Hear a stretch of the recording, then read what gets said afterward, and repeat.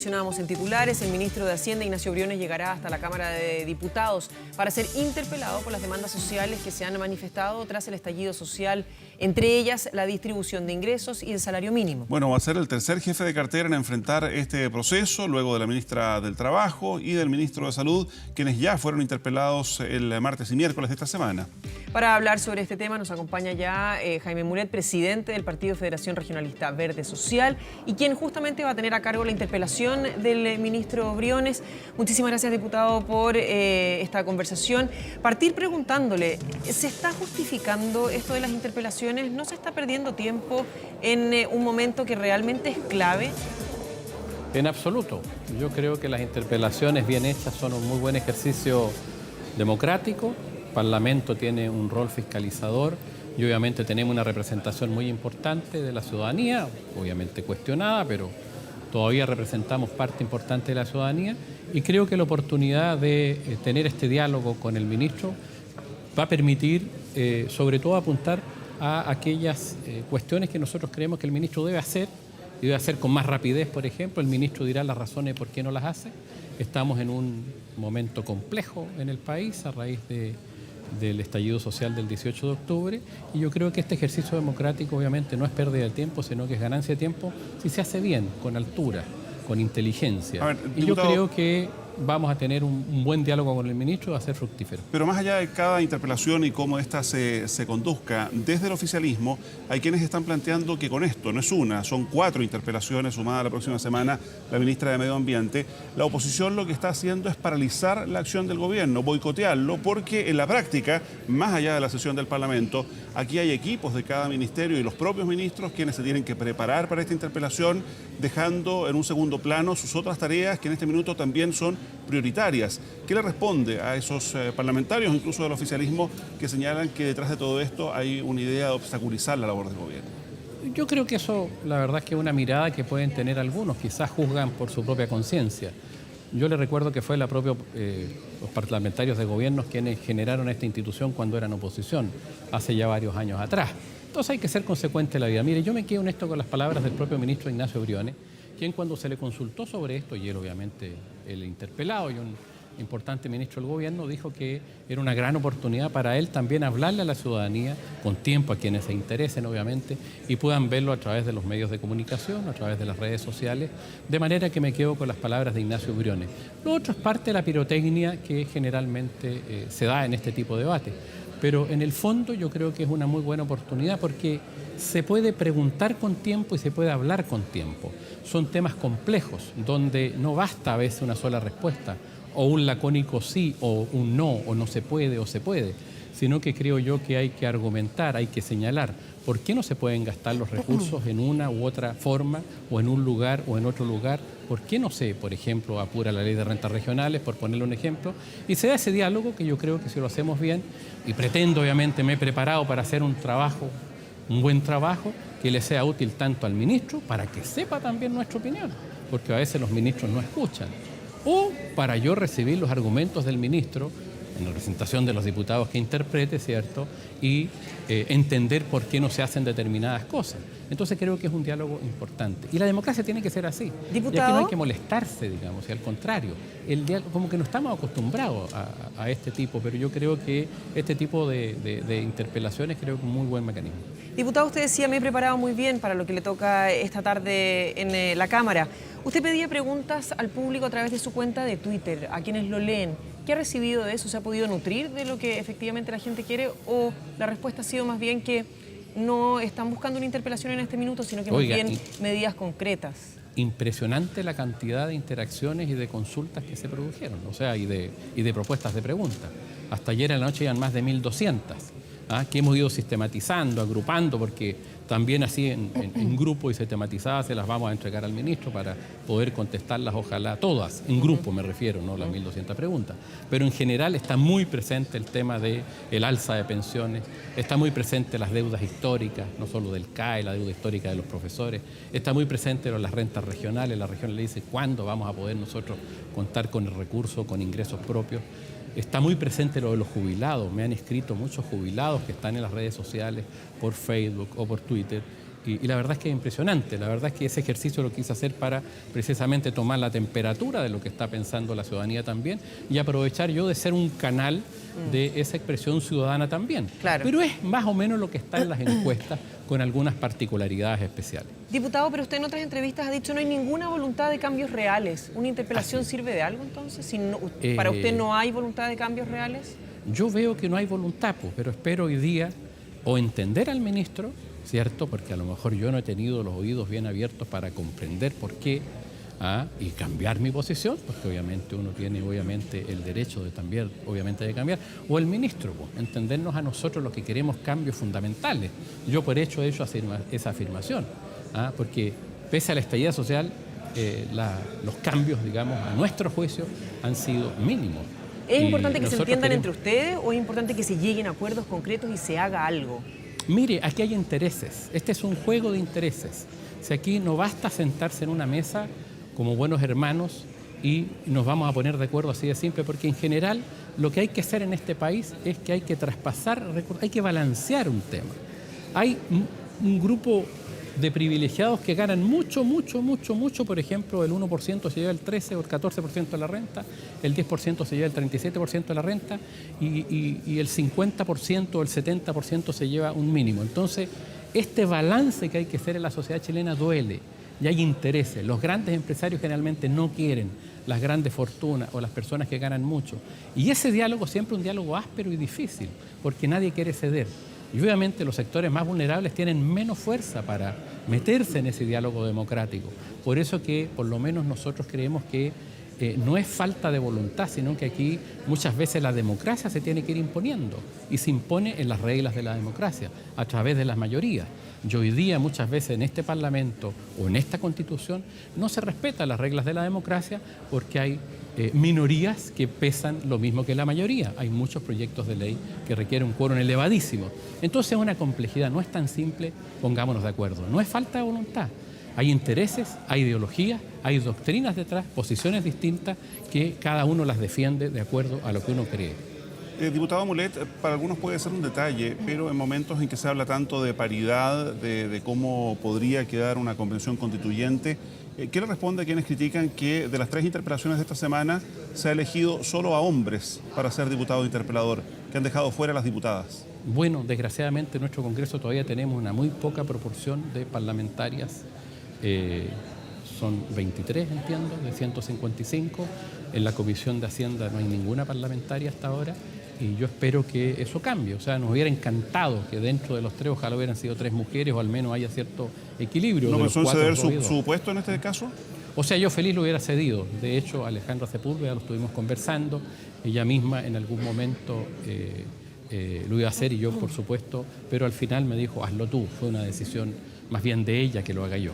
Me hubiera encantado que ella lo hubiera hecho y tiene todas las condiciones por lo demás hacerlo, pero le tocó presidir justo una comisión muy importante y bueno, me dijo Jaime a la tarea. Yo que voy a ser miembro de la Comisión de Hacienda a partir del próximo año, asumí este desafío porque además estoy muy metido en los temas económicos y financieros. Y respecto al tema de paridad, para ir avanzando también en los temas, ¿qué le parece la propuesta que en los últimos días ha planteado el oficialismo de generar listas para esa convención constituyente? Ellos han dicho con forma de cédula, digamos, una mujer, un hombre, y que la gente vaya a votar por las listas más que por las personas. Mire, en general con la metodología no me complico, el sistema de listas a mí no me complica. Creo que es un buen sistema, incluso que podría ser el régimen general de las elecciones, porque ahí se vota por posición. Uno vota por la derecha, por la izquierda, por el centro, por una posición, en fin, ideológicamente liberal, o si usted quiere marxista, neomarxista, regionalista, en fin. De manera que no me desagrada. Lo que sí vamos a ser muy cuidadosos en que el resultado sea mitad hombre y mitad mujer, que es lo importante.